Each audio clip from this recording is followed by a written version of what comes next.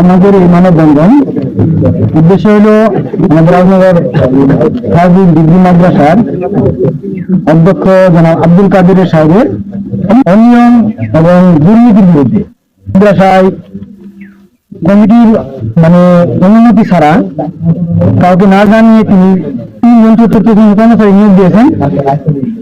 আর্থিক বাণিজ্য হয়েছে, প্লাস আরো অনেক লোকজন আছে যাদের কাছ থেকে বাণিজ্য করেছেন।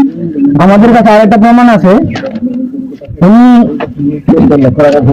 14.5 লক্ষ টাকা ঘুষ নিয়ে আমাদের বৈজরি বাড়ি এক ছেলের কাছে 14.5 লক্ষ টাকা নিয়েছেন চেকের বিনিময়ে তাকে কম্পিউটারে চাকরি দেওয়ার জন্য।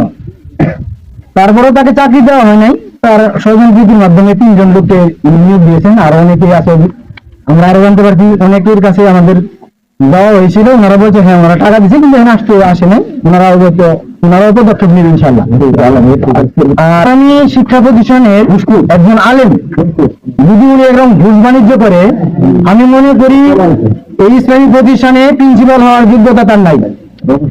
তার অপসারণ চাই। আমাদের একটাই দাবি, এই মাদ্রাসার প্রিন্সিপালের অপসারণ, এই মাদ্রাসার স্বচ্ছলতা এবং জবাবদিহিতা করতে হবে।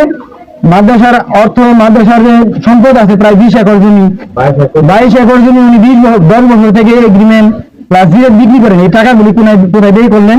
আর মাদ্রাসার যে অবকাঠামো, আমাদের মাদ্রাসা এটা শেরপুর সরকারি কলেজের সমমান মর্যাদা।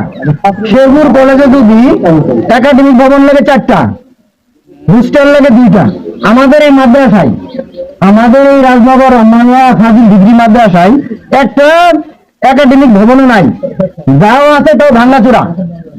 আপনি তদন্ত করে দেখেন আমাদের পিছনের বিল্ডিং গুলি, টিনসের ঘরগুলি, ফ্লোরও পাকা নাই।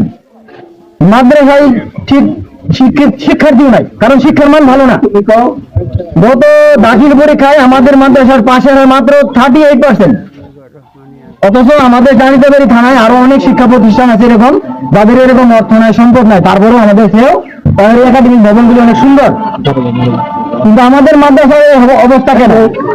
আমাদের এলাকার কথা হলো, আমরা যেহেতু এখানে আসছি, আমরা তার দুর্নীতি প্রমাণ পাইছি। কিছুদিন আগে এডিসি স্যার আসছিল তদন্ত করার জন্য, উনিও দেখে গেছেন। উনি এমন বলছেন যে এই মাদ্রাসার এই আলিমটা মাদ্রাসা পরিষ্কার করার মতো কোনো লোক নেই তার, অথচ কর্মচারী বেতন কিন্তু ঠিকই আসে। কেন ভাঙ্গাচুরা?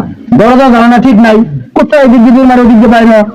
এই মাদ্রাসাকে ধর্মীয় প্রতিষ্ঠান, যে ধর্মীয় প্রতিষ্ঠানে ছাত্রীদের নামাজের কোনো ব্যবস্থা নাই, তাহলে উনি কি ধর্মীয় প্রতিষ্ঠান পরিচালনা করেন?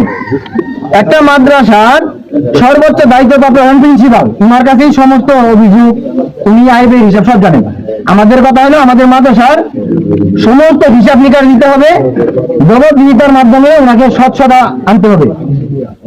আর অবৈধ যে বাণিজ্যগুলি করছেন ওনার জবাব দিতে হবে। আমাদের দাবি এই দুর্নীতিবাজ প্রিন্সিপালের অপসারণ চাই, তার অপত্যাচার চাই, এটাই আমাদের দাবি।